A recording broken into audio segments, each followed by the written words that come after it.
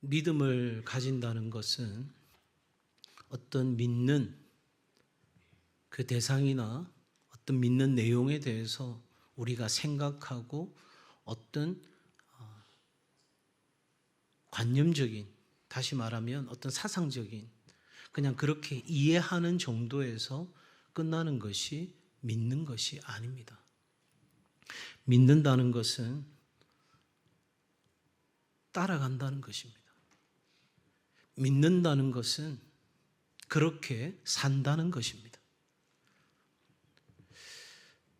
여러분, 적어도 우리가 예수님을 믿는다 할 때에 우리는 예수님을 생각하고 예수님의 말씀을 기억하고 예수님이 우리에게 참 좋은 말씀을 주셨지, 그렇게 마음으로 그 말씀을 생각하는 것으로, 그것으로 마음을 평안케 하는 것으로 끝나는 것이 아니라 예수님을 따라가고 예수님처럼 산다는 것입니다. 여기에 여러분 아멘이 되셔야 돼요. 여기에 진짜 아멘이 되셔야 돼요. 그렇습니다. 하나님, 내가 믿음을 가진 하나님의 자녀인데, 내가 예수 그리스도를 나의 구세주로, 주인으로 믿고 영접한 하나님의 자녀인데, 나는 이제 이 믿음 가지고 예수님 따라 살겠습니다. 예수님처럼 살겠습니다. 예수님이 하신 그 말씀대로 제가 살겠습니다. 이게 우리가 믿는다고 할 때의 그 믿음의 의미인 거예요. 자, 그러면 우리가 예수님을 따라가고 예수님처럼 살아가기 위해서는 뭐가 필요한가? 예수님처럼 기도하는 것이 우리에게 있어야 한다 하는 것입니다. 왜냐하면 예수님의 모든 것은 하나님을 향한 기도로부터 시작이 되었습니다. 그리고 예수님이 하신 모든 사역들도 기도함으로 그 모든 사역을 이루어 가셨습니다. 그리고 예수님께서 마지막 생애를 마칠 때도 뭘 하셨어요? 기도하셨어요. 여러분, 그러기에 예수님은 새벽에도 기도하셨고 밤새도록 기도하셨고 그 기도를 제자들에게 가르쳤고 우리에게도 그 기도를 반드시 해야 될 명령으로 주고 계십니다. 그러니 여러분, 내가 믿음을 가졌다, 그래서 예수님을 따르고 예수님처럼 살아간다, 그러기 위해서는 예수님처럼 기도하는 것이 되지 않으면 우리는 믿음 생활 제대로 할 수가 있다 없다? 없어요. 신앙생활 수십 년 해도 정말 하나님 앞에 진정한 기도로 나아가지 않으면 우리의 신앙은 겉으로는 오래된 교인일 수도 있어도 하나님 보실 때는 여전히 어린아이 같은 신앙에 머물러 있을 수 있다 하는 것입니다. 여러분, 그러니 우리의 기도가 정말 깊어지고 성숙해지고 그 기도가 예수님처럼 드려지는 그 기도가 될 때 우리는 보다 더 믿음의 삶을 온전하게 살아낼 수 있고 그 믿음의 삶을 온전하게 살아감으로 우리는 하나님의 사역을 감당하게 되고 우리는 그렇게 살아감으로 하나님께 영광을 돌리는 복음에 합당한 삶을 살아가게 되는 그 모든 것이 마치 구슬 꿰듯이 우리의 삶에 다 연결되어져 있는 거예요. 그러니 여러분, 이 기도의 자리의 실패는 우리의 영적 삶의 실패로 끝나는 거예요. 여러분, 오늘 우리가 함께 읽었던 이 말씀을 통해서 예수님의 그 기도에 대해서 생각해 보고자 합니다. 어떤 시간보다 어떤 자리보다 가장 치열하게 기도했던 예수님, 바로 그 장면이 오늘 이 본문 속에 나옵니다. 그러기에 예수님의 기도는 우리에게 기도에 대한 깊은 깨달음을 줄 뿐만 아니라 우리가 어떻게 기도해야 할지를 가르쳐 줍니다. 저는 이 본문 가지고 예전에 설교한 적이 있습니다. 기억들은 안 나실 수 있겠지만 그때 제가 전했던 말씀과는 다르게 오늘 예수님의 기도를 통해서 기도의 8가지 중요한 원리들을 함께 생각해 보고자 합니다. 여러분, 이 수요일은 그냥 단순히 설교하는 시간이 아니고 우리가 제자 훈련하듯이 영적인 훈련을 함께 훈련하는 시간이라고 생각하시면 좋겠어요. 제가 아무리 봐도 그냥 따로 토요일날 성경 공부하자니 아무도 안 나타나더라고요, 새벽에. 제가 새벽이나 밤이나 주일이나 할 것 없이 강좌를 다 개설했거든요. 안 오시더라고요. 그래서 제가 마음에 생각한 것은 새벽하고 수요일은 정말 온 교우들을 대상으로 제자훈련 하듯이 제가 준비해서 가르쳐야 되겠다. 그 생각했고, 특히 수요일은 그래서 어떤 주제와 관련된 말씀들을 나누고 또 기도하는 시간을 갖습니다. 그러니 아이고 우리 교회는 왜 제자 훈련이 없노? 그렇게 생각하지 마시고, 저는요 하고 싶은 게 너무 많아요. 그런데 그거 하면 다 쓰러질지도 몰라요. 그래서 다 안 해요. 제가 지금도 젊지만 지금보다 더 젊었을 때는 뭐든지 다 해야 된다고 생각했어요. 그런데 이제 조금 철이 나는지 드실 만큼 하고 소화 안 될 만큼 하면 피차간에 힘들 수 있으니까, 그래서 이 수요일을 제가 설교라 생각하면 다들 좀 피곤하시다, 설교가 목사님 좀 길다 이렇게 생각하시겠지만 제자훈련이라 생각하시고 그렇게 수요일 날 함께 하시면 좋겠어요. 오늘은 제가 이 예수님처럼 기도하는 것에 대한 8가지 중요한 원리를 오늘 본문 속에서 함께 나누겠고요. 이제 다음 주부터는 선교의 파노라마, 우리 교회가 청소년 청년들 비전 트립을 보냅니다. 예전에는 뭐 청소년부 가고 그 다음에 청년부 가고 뭐 이렇게 했지만 올해 우리 교회 주제가 치유와 회복, 희망을 넘어 영광으로,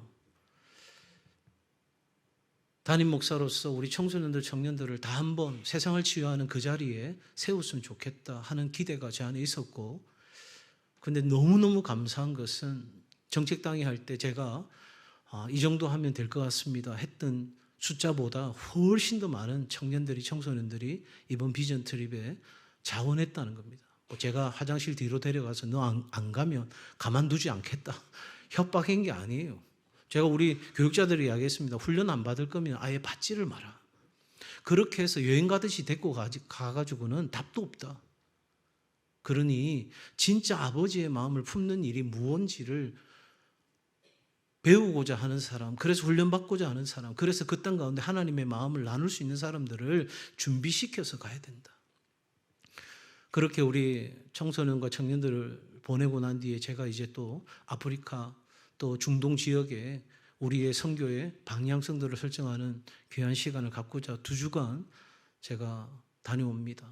이렇게 우리가 1년의 선교적 일들을 하는 데 있어서 왜 이렇게까지 우리가 해야 하는지 제가 다음 주 수요일부터 5주에 걸쳐서 선교의 파노라마라는 주제로 여러분 같이 훈련하고 준비하는 시간을 갖고자 합니다.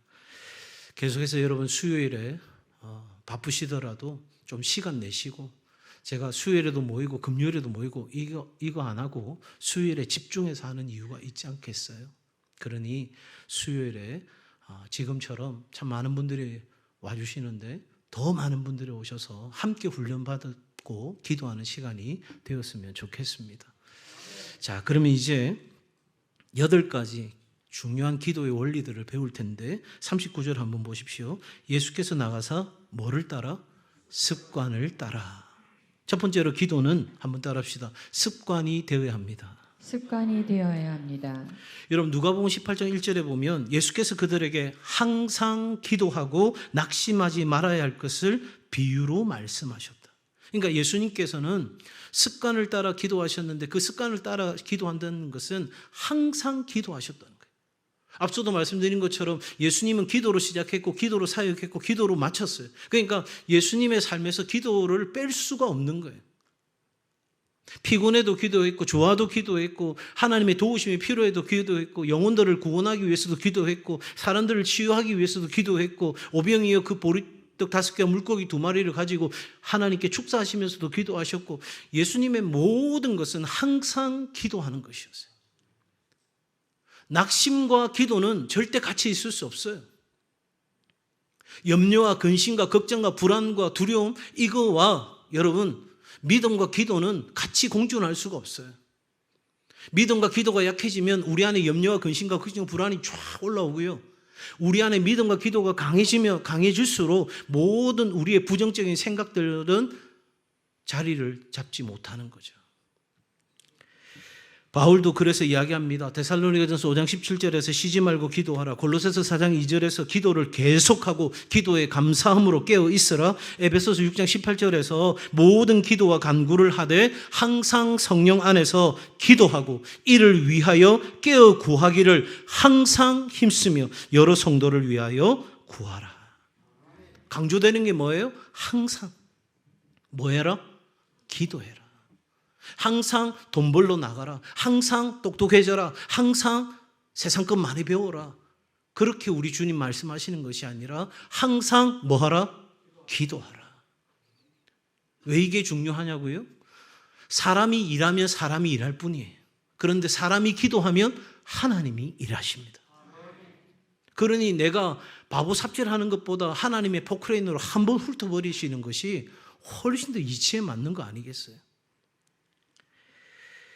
기도는 단지 특별한 시간에만 하는 것이 아니라 우리의 일상 속에 깊이 자리 잡아야 되는 거예요. 새벽기도 누가 만들었노? 누가 만드셨어요? 하나님이 뭐라고 말씀하셨어요? 새벽에 도우리라. 밤중에 도우리라 이러면 좋겠는데 새벽에 도우리라. 그리고 예수님께서 새벽 미명에 뭐하러 가셨다고요? 기도하러 가셨다고요. 그 말의 의미는 뭡니까? 물론 오늘날처럼 다양화되어 있는 직업군과 여러 가지 사역으로 보게 된다면 여러분 새벽에도 일하는 분들이 계시고요. 그러니 그 말은 뭐예요? 새벽이든 밤이든 낮이든 상관없이 뭐 해야 된다? 항상 기도해야 한다. 그러니까 우리의 삶의 리듬 속에 기도하는 것이 있어야 됩니다. 여러분 우리가 가족을 사랑하고 가족과 함께하는 시간을 가지려고 하면 그 시간을 가족과 함께하는 내 스케줄표에다가 집어넣어야 되는 거예요. 내가 그 일을 하고자 하면 여러분 이런 말 많이 들어보셨죠? 루틴이라는 말. 새벽이나 아침에 일어나면 내가 뭐부터 하고 하는 내 나름의 루틴이 딱 정해져 있는데 여러분의 인생 가운데 가장 중요하고 가장 복되고 가장 역사하는 강력한 루틴은 기도하는 거예요. 그래서 내 인생의 리듬에 기도하는 그 시간을 집어넣어야 되는 거예요. 새벽이 어렵다고요? 그렇다면 내 삶을 모든 것을 그 새벽에 기도하는 것으로 조정해야 되는 거예요. 여러분 그것이 내 인생 가운데 가장 중요하고 내가 복을 받고 하나님의 풍성한 역사를 경험하는 일이라고 한다면 그것이 내 삶의 우선이 되도록 내 모든 스케줄표도 내 컨디션도 그 시간에 맞추어서 우리는 갈 수 있는 그런 모든 과정들이 필요한 거죠. 기도는 뭐다? 습관이다. 그래서 예수님처럼 습관처럼 항상 우리는 기도에 힘쓰는 것이 첫 번째 중요한 원리입니다. 한번 따라합시다. 습관처럼 기도합시다. 한 번 더 항상 깨어 기도합시다. 자, 옆에 분들과 한번 인사하겠습니다. 정신 차리십시오. 우리 항상 기도합시다.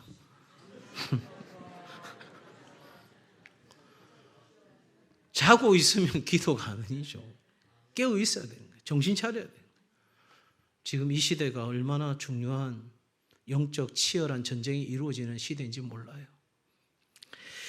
두 번째 한번 따라합시다. 기도는 준비입니다.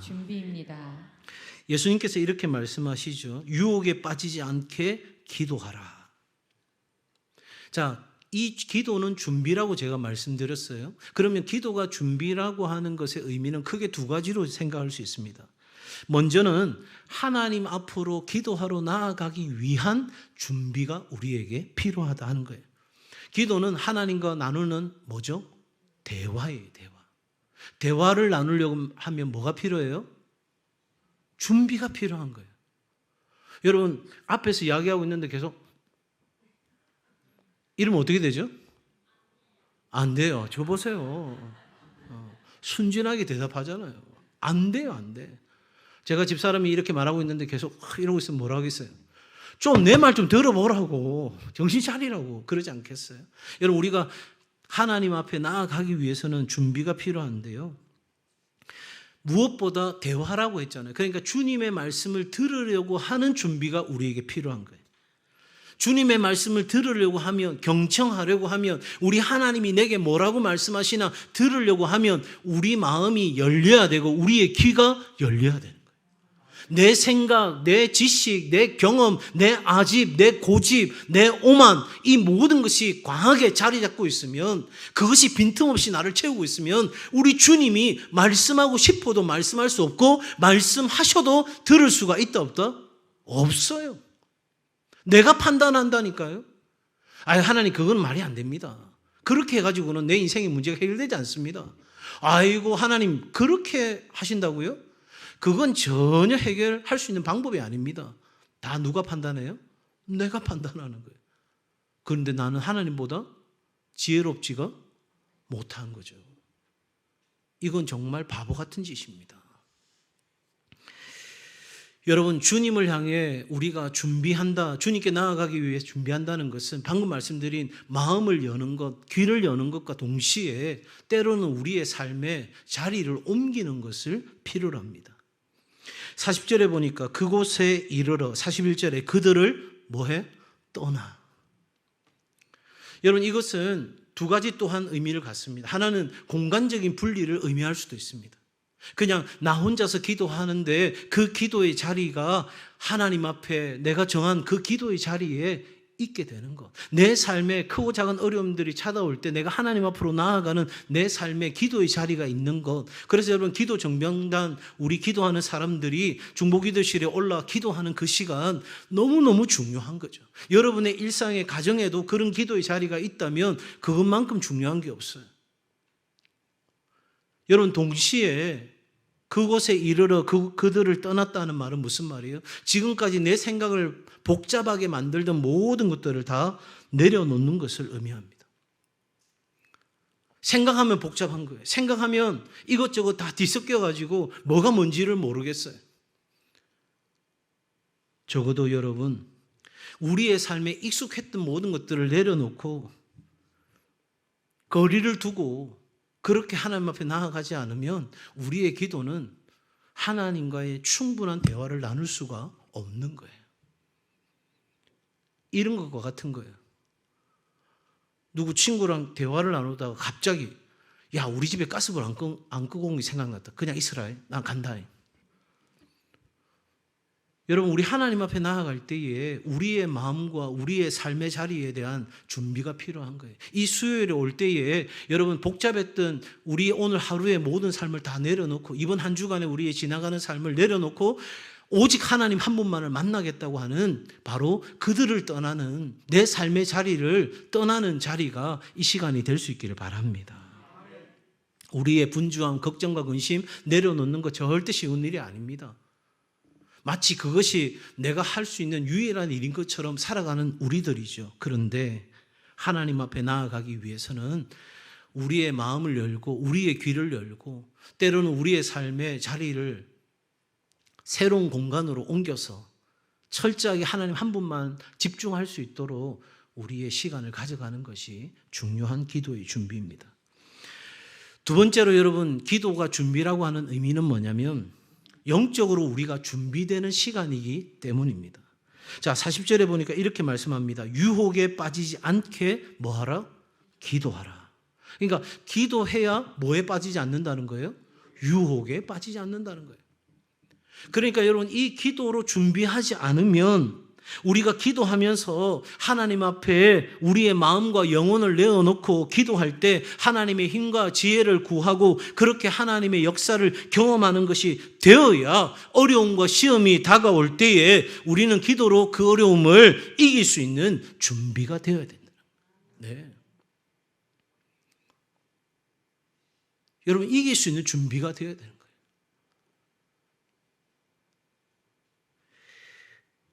기도는 그러므로 하나님 앞에 나아가는 겸손입니다.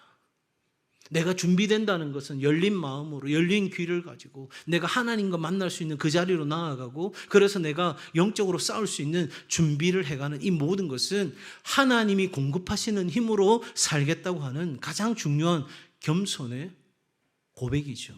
더 나아가서는 그 겸손의 너머에서 일하시는 하나님의 능력을 경험하는 준비가 되는 겁니다. 한번 따라합시다. 기도는 준비입니다. 준비입니다. 자, 옆에 분에게 묻습니다. 준비되셨습니까? 다시 한번 할까요? 오늘 밤에 기도할 준비 되셨습니까? 예. 뭐라고 대답하셨어요? 다 묻기만 하셨어요? 하모요. 기도할 준비 됐습니까? 네. 다 내려놓고 내가 해결해야 될 이것저것 다 내려놓고 그냥 하나님 모르겠어요. 이제 다 하나님께 맡깁니다. 그리고 저는 오늘 이 시간 하나님의 지혜와 힘과 능력을 구합니다. 하나님 나를 어떤 상황에서도 이길 수 있는 그런 하나님의 강력한 임재가 오늘 이 밤에 나를 압도하는 밤이 되기를 원합니다. 그런 마음으로 나아가야 되는 거예요. 세 번째, 기도는 진실한 마음의 표현입니다. 같이 할까요? 기도는 시작. 기도는 진실한 마음의 표현입니다. 여러분 41절에 보세요. 그들을 떠나 돌 던질 만큼 가서 무릎을 꿇고 기도하여 이르시되 아버지여 만일 아버지의 뜻이거든 이 잔을 내게서 옮기시옵소서. 그러나 내 원대로 마시옵고 아버지의 원대로 되기를 원하나이다 하시니. 그러니까 예수님께서는 하나님 아버지께 자신의 진실한 마음을 있는 그대로 표현했어요. 가식이 없어요. 그냥 이렇게 하면 하나님이 기뻐하실까 저렇게 하면 기뻐하실까 그게 아니고 그냥 하나님 앞에 내 마음을 쏟는 거예요. 그래서 시편에는 어떤 기도가 있냐면 토하는 기도가 있어요. 정말 하나님 앞에 다 토해내듯이 우리가 그렇게 기도하는 거예요. 여러분 하나님이 우리에게 원하는 것은 상한 심령이에요. 우리 마음 아픈 거 그대로 하나님 앞에 다 토해내는 거예요. 누가 내 기도 들으면 어떡하나. 여러분 그래서 사실은 우리가 새벽이나 수요일이나 음량 크기를 제법 크게 합니다. 근데 또 크게 하니까 너무 크다고 막 기도가 안 된다고. 그래서 조금 낮췄어요. 그랬더니 아무도 뜨겁게 기도를 안 해. 자는지 중얼거리는지 구분이 안 돼. 좀 안타까워요. 왜냐하면 소리가 커야 옆에 사람이 뭐라고 기도하는지를 내가 모르고 내 마음을 다해서 기도할 수 있는 거거든요. 그러니까 좀 크면 큰 대로 여러분 너무 커서 기도가 안 되면 기마귀를 하고 오시면 돼요. 그 정도는 아니겠지만 제가 말씀드리고자 하는 핵심은 뭐냐면 하나님 앞에 진실하게 나아가야 된다는 거예요. 내 마음이 괴롭고 삶이 어려운데 왜 그냥 그렇게 뜨뜻미지근하게 그렇게 그 자리에 있냐고요. 우리 하나님은 우리에게 아들 예수 그리스도를 내어주시기까지 우리가 진정으로 행복과 만족과 평안을 누리기를 원하시는데 수고하고 무거운 짐진 자라 다 내게로 오라. 내가 너희를 뭐하게 하리라? 쉬게 하리라.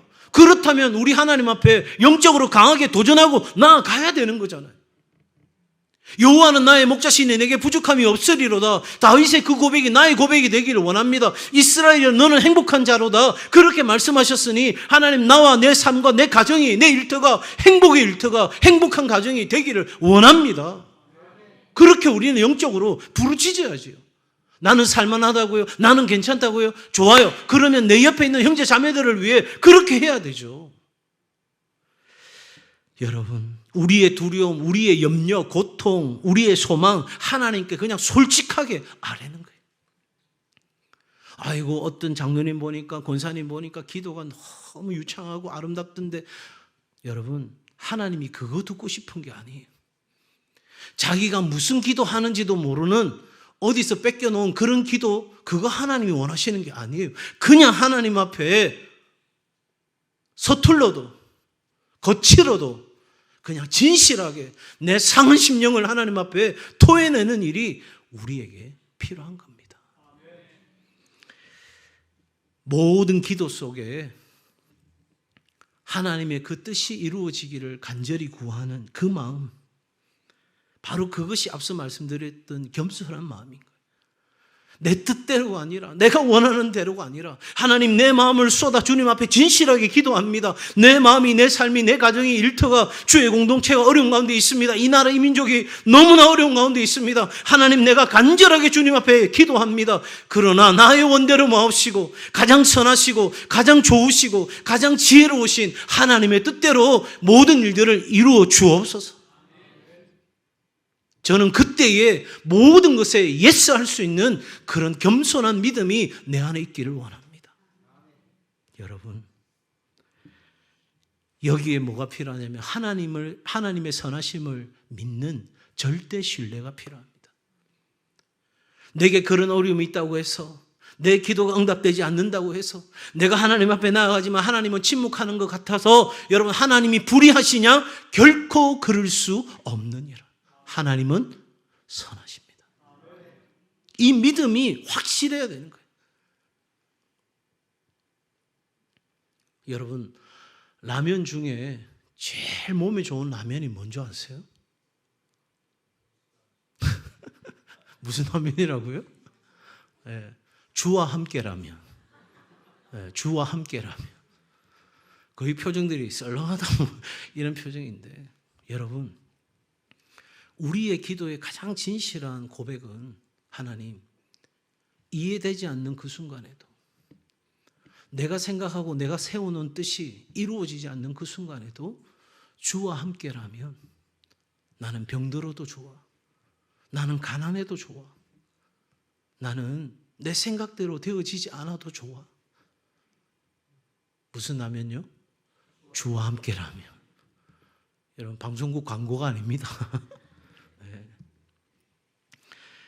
다시 한번 할까요? 기도는 진실해야 합니다. 진실해야 합니다. 네 번째, 기도는 기적을 구하는 것이 아닌 하나님의 뜻을 알고 순복하는 것입니다. 42절 아까 제가 읽었던 내용대로 내 원대로 마시옵고 아버지의 원대로 되기를 원하나이다. 예수님의 기도는 바로 이것이었습니다. 하나님의 뜻이 무엇인지를 깨닫기 위해서 침묵 중에, 고요함 중에, 그러나 온 몸과 마음을 다해 하나님 앞에 부르짖었던 기도입니다. 땀방울이 무슨 방울이 되었다고요? 핏방울이 될 때까지. 여러분, 우리는 흔히 자꾸 이렇게 생각해요. 내가 기도하면 기적이 일어나고, 내가 기도하면 해프닝이 일어나고, 내가 기도하면 생각지 못했던 기이하고 놀라운 일들이 일어난다. 여러분, 중요한 건 뭐냐면 그 가운데 하나가 빠진 것이 있어요. 그 모든 것을 이루시는 분은 누구다? 하나님이에요. 내가 기도해서 그 일을 바꾸는 게 아니에요. 내가 기도해서 그런 일이 일어나는 게 아니에요. 내가 기도할 때 내 기도를 들으시는 하나님이 역사하시는 거예요. 하나님이 천국으로 데려가시면 그것 또한 하나님의 뜻이고, 살리시면 그것도 하나님의 뜻입니다. 그리고 그 하나님은 선하십니다. 우린 여기에서 많이 넘어지죠. 왜? 내가 기도했는데 왜 안 살려주냐는 거예요. 내가 기도했는데 왜 떨어지냐는 거예요. 내가 기도했는데 그거 왜 잘 안 되느냐는 거예요. 기도하면 다 돼야지. 여러분, 성경은 그것을 지지하는 것이 아닙니다. 우리가 성결하게 나아가면 하나님이 우리 가운데 임재하시고, 우리가 성결하게 나아가면 하나님은 우리 가운데 기이한 일들을 행하시는데, 그 모든 일을 행하시는 주체는 하나님이십니다. 내가 기적을 위해 기도한 것이 아니라 내가 하나님의 뜻에 따라 살기 원해서 주의 뜻 가운데 살아갈 때에 이 기적과 놀라운 기이한 일들은 우리의 삶에 따라오는 거지, 그것이 우리의 간절한 기도의 목표가 되어서는 안 되는 거예요. 그러면 뭐라고 말합니까? 그 기적이 일어나면 안 되네. 기도해도 안 되네. 거기에 뭐는 없어요? 하나님의 뜻은 없어요. 여러분, 잘 보세요. 하나님의 성전을 짓는 것, 하나님 편에서 기뻐하실 만한 일입니까, 아닙니까? 어려우세요? 여러분이 대답한다고 교회 지으라고 안 할 테니까. 여러분, 하나님의 성전을 짓는 거 하나님 편에서 기뻐하실 일이에요? 아니에요? 네, 기뻐하실 일이에요. 그러면 뭐라고 해야 돼요? 하나님, 내가 성전을 세울 수 있도록 내게 힘과 능력을 달라고 우리 그렇게 기도해야 되잖아요. 그런데 다윗이 그렇게 성전 짓기 원할 때 하나님이 뭐라고 하셨어요? 너를 통해서 짓지 않겠다는 거예요. 다윗의 생각과 하나님의 뜻이 같아요, 달라요? 달라요. 사도 바울이 선교여행을 하고자 할 때에 그가 가고 했던 그곳이 아니라 성령은 다른 곳으로 인도하셨어요. 우리에게 가장 중요한 것은 기적이 일어나느냐 안 나느냐가 아니에요. 우리가 하나님의 뜻대로 믿고 하나님의 뜻대로 순종하고 하나님께 맡기고 하나님을 향하여 적극적으로 나아갈 때 하나님은 얼마든지 우리의 작고 보잘것없는 믿음일지라도 생명력 있는 그 믿음을 통해 하나님은 놀라운 일을 행하시는 분인 줄 믿습니다. 그래서 우리의 목표는 하나님의 뜻을 구하고 그 뜻에 순복하는 기도가 되어야지 기적을 구하는 기도, 그 차원으로 들여져서는 안 되는 거예요. 자, 다섯 번째, 한번 따라합시다. 기도할 때 기도할 때 하나님으로부터 하나님으로부터 힘을 얻습니다. 힘을 얻습니다. 자, 43절 한번 같이 볼까요? 43절 시작. 천사가 하늘로부터 예수께 나타나 힘을 더하더라. 예수님께서 기도하실 때 천사가 나타나 예수님께 힘을 더했습니다. 그러니까 기도는 우리가 하나님으로부터 힘을 얻는 시간인 거예요. 제가 새벽에도 말씀드렸지만 마음이 어렵고 근심과 걱정이 찾아오고 내 온몸에서 모든 게 다 빠져난 것처럼 기운도 없고 아무것도 없다. 나는 정말 오늘 딱 죽어도 전혀 이상할 게 없다 싶을 때 뭐 해야 된다고요? 기도해야 된다. 죽을 힘을 다해서 기도해야 된다. 그래 하면 기도하는 바로 그때에 하나님께서 천사를 보내시든지 아니면 하나님의 강권적인 역사 가운데서 우리에게 힘을 더해주는 역사가 일어나는 거예요. 그러니 여러분, 사탄은 어떻게 하겠어요? 어떻게든 힘을 내지 못하게 만들려고 하는 거예요. 여러분, 오늘 밤에 기도할 때 우리가 부르짖어 기도합시다 하는데도 여러분 부르짖을 만한 힘이 안 생기고 연약하다고 자꾸 스스로가 생각되는 순간이 찾아오거든. 지금 치열한 영적 전쟁 가운데 있다고 생각하세요.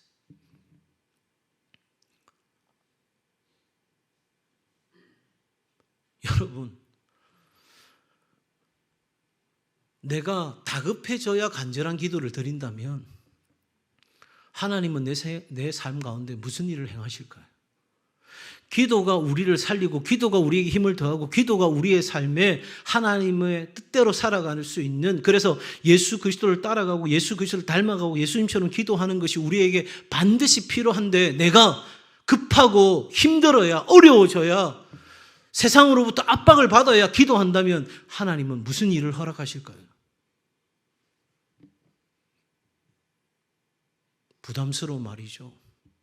그런데 기도의 능력이 있고 기도가 우리를 살린다면 하나님은 기도의 자리로 우리를 부르실 때에 여러분 평안할 때 나아가는 은혜가 있기를 바랍니다. 바로 그때가 내가 기도해야 될 때라는 걸 알아차려야 여러분 병들어서 치유하는 것보다 문제가 생겨서 해결하는 것보다 여러분 예방하는 것이 훨씬 더 건강한 거잖아요. 기도할 때 하나님으로부터 힘을 얻는다. 그래서 사도 바울은 이렇게 말합니다. 나의 약한 것을 자랑한다는 거예요. 내가 약한 것을 자랑하는 이유는 내가 약하면 약할수록 하나님의 공급하시는 힘이 더 강하다는 거예요. 내가 100이라는 수치에 다다라야 주의 사역을 감당할 수 있다면, 그런데 내 삶이 20밖에 안 되고 10밖에 안 되면 하나님이 뭐를 부으시다고요? 90을 부으시고 80을 부으시고 우리 가운데 그 일을 하실 수 있도록 하나님이 역사하시는 거예요. 그러니 하나님 앞에 기도하는 사람은 나의 연약함이 더 이상 문제되지 않는 거예요. 하나님께서 우리의 연약함을 도우실 뿐만 아니라 우리의 필요한 힘과 용기를 주시는 분이심을 여러분 잊지 않으시기 바랍니다. 여섯 번째, 한번 따라합시다. 기도는 끈질긴 인내가 있어야 합니다. 끈질긴 인내가 있어야 합니다. 44절 말씀이에요. 누가는 의사입니다. 그런 의사의 입장에서 예수님께서 그 당시 기도하셨다는 그 모습에 대해서 기록하고 있는데 44절 같이 읽겠습니다. 시작. 예수께서 힘쓰고 애써 더욱 간절히 기도하시니 땀이 땅에 떨어지는 핏방울 같이 되더라. 여러분, 기도에 있어서 가장 핵심되는 세 가지를 이야기하란다면 그 첫 번째가 확신에 찬 담대한 기도입니다. 예수님의 이 기도 속에서 거지 같은 기도가 있습니까? 하나님 주십시오, 주십시오. 안 주시면 안 됩니다. 주십시오. 그런 기도가 있어 없어요? 없어요. 우리의 기도는 담대한 기도가 되어야 돼요. 내가 하나님의 자녀로 살고 내가 하나님의 자녀답게 사명을 짊어지고 가고자 한다면 우리는 당당하게 하나님 앞에 구해야 되는 거예요. 여러분, 그래서 이런 기도를 가리켜서 왕의 자녀의 기도라고 이야기해요. 우리가 거지 같은 기도가 아니라 하나님께 무슨 아양 떨고 아부해가지고 뭔가 얻어내는 그런 차원의 기도가 아니라 하나님 앞에 왕의 자녀답게 살아가는 내 삶에 하나님이 은혜를 주시는 그 간절한 확신에 찬 기도가 우리 가운데 필요해요. 그리고 이 44절에 말하고 있잖아요. 힘쓰고 애써 더욱 간절히 다 같은 의미를 갖습니다. 그 말은 무슨 말이에요? 그렇게 확신에 찬 담대한 기도, 하나님께 기도하면 하나님은 내 기도에 응답하신다는 그 확신 가지고 나아갈 때 간절한 기도가 돼야 된다. 누가 간절함에 대해서 표현한 게 뭐냐면 간이 저려지도록 하는 게. 구세군의 창시자 윌리엄 부스는 이렇게 이야기합니다. 내가 기도하는 거기에 생사가 달린 것처럼 기도하라는 거예요. 하나님이 꼭 그렇게 기도해야 들으시냐? 아니요. 여러분이 그냥 마음으로 아버지 하는 기도도 들으세요. 에스겔 선지자가 뭐라고 말합니까? 그래도 너희가 기도하여야 하리라. 하나님이 아시고 하나님이 응답하시겠지만 그래도 너희가 기도하여야 하리라. 우리가 기도하면 가장 기억해야 될 예레미야 33장 3절에 뭐라고 말합니까? 너는 내게 부르짖어라. 내가 내게 응답하겠고 내가 알지 못하는 크고 비밀한 일을 내게 보이리라. 간절한 기도예요. 여러분이 속으로 하는 기도도 괜찮습니다. 그런데 여러분의 속으로 하는 기도도 오늘 이 말씀처럼 힘쓰고 애써 더욱 간절히 드리는 기도가 되어야 되는 거예요. 더 나아가서 여러분, 이 기도는 끈질긴 인내를 필요로 합니다. 기다림을 필요로 합니다. 우리가 가장 못하는 그 두 가지가 뭐냐면 맡김과 기다림이에요. 참 못 맡기죠. 내가 두 손 두 발 다 들 때까지는 내가 하려고 합니다. 내가. 어렵사리 맡겼더라도 우리 두 번째 못하는 게 뭐예요? 기다리는 거 못해요. 조금만 기다리면 되는데. 그런데 우리는 어느 때까지입니까? 하나님은 어느 때까지입니까? 더 이상 못 참겠습니다. 그리고 우리는 뛰쳐나가죠.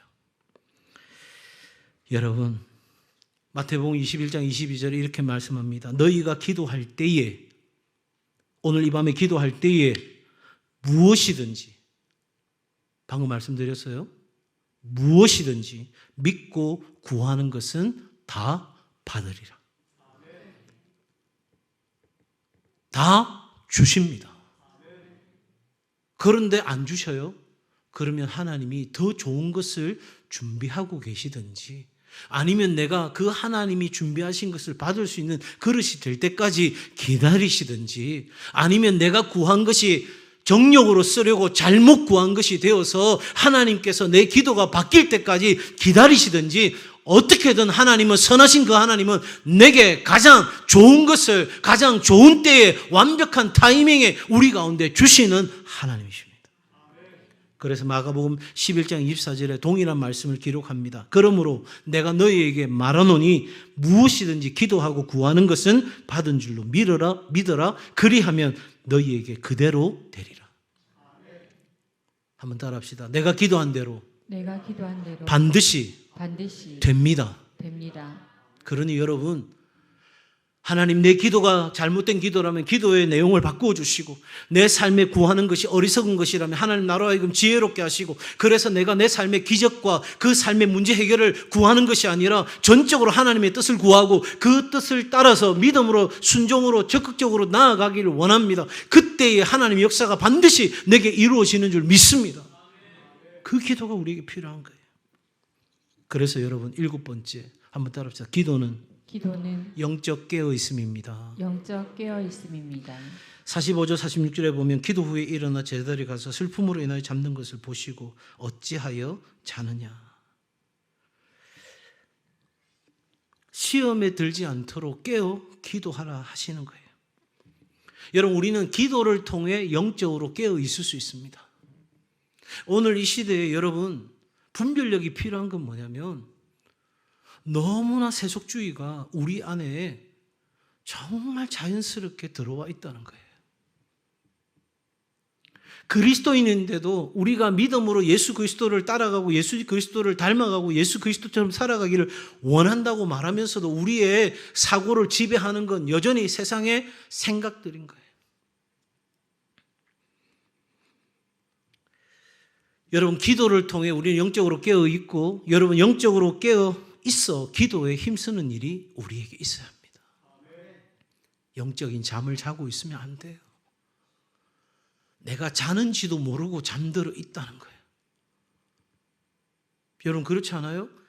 저도 공부를 하거나 뭐 다른 걸 준비할 때 분명히 내가 눈을 뜨고 있었어요. 그런데 어느 순간 보니까 소파에 들어 누워 있는 거예요. 그렇게 잠들기 전까지는 저는 깨어있다고 생각했어요. 그래가지고 제 운전할 때 가끔씩 집사람이 잤죠? 아니, 눈 감았던데 눈도 깜빡 못 거리나. 여러분, 기도해야 영적으로 깨어있고 영적으로 깨어있어야 기도합니다. 세상의 유혹과 시험이 우리에게 물밀듯 밀려옵니다. 마귀는 우리를 집어삼키려고 우는 사자와 같이 정말 달려듭니다. 내가 기도하지 않고 살아도 우리 집에 아무 일 없다. 내가 기도하지 않고 믿음으로 살지 않고 하나님 앞에 예배하지 않는데도 내 삶에 별 일이 없다. 그러면 둘 중에 하나예요. 하나님이 지금 강하게 기다리고 계시고 그때까지 정말 참아 기다리고 계시는 순간이든지 아니면 이미 나는 사탄의 밥이 되어 있는 거예요.